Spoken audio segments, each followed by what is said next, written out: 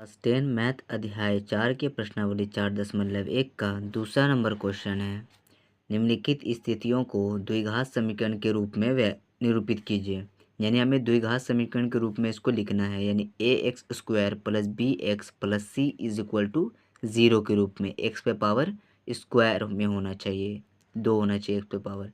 ठीक है, बस हमें द्विघात समीकरण के रूप में बना के छोड़ देना है। जिसमें से दूसरे नंबर का पहला नंबर क्वेश्चन है, एक आयताकार भूखंड का क्षेत्रफल 528 मीटर स्क्वायर है। क्षेत्र की लंबाई चौड़ाई के दुगने से अधिक है। हमें भूखंड की लंबाई या चौड़ाई ज्ञात करना है। लंबाई या चौड़ाई तो हमें उतना ज्ञात नहीं करना है, बल्कि एक समीकरण के रूप में बना के छोड़ देना है। अब इसको कॉपी में समझिए। जैसे हमारे पास ये एक आयत है जिसमें ये लंबाई है और ये चौड़ाई है, और हमें बोल रहा है कि क्षेत्र की जो लंबाई है वो चौड़ाई के दुगने से अधिक है। तो चौड़ाई कितना है?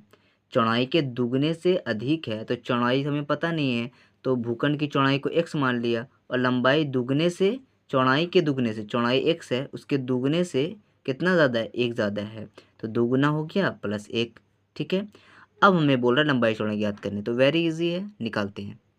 जैसे कि भूखंड की चौड़ाई x माने लंबाई 2x प्लस 1, क्योंकि दूने से 1 अधिक है। प्रश्नानुसार पहले चीज़, हमें क्षेत्रफल अगर दिया रहता था तो हम लंबाई अगर दिया रहे तो चौड़ाई निकाल लेते थे, और अगर चौड़ाई दिया रहे तो हम लंबाई निकाल लेते थे। यहाँ भी क्षेत्रफल दिया हुआ है, प्रश्न के अनुसार चलेंगे। लंबाई इंटू चौड़ाई किसका क्षेत्रफल होता है? आयत का क्षेत्रफल होता है। लंबाई हमारा 2x प्लस 1 है, 2x प्लस 1 इंटू लिखा, x हमारा, चौड़ाई हमारा x है, और आयत का क्षेत्रफल 528 है।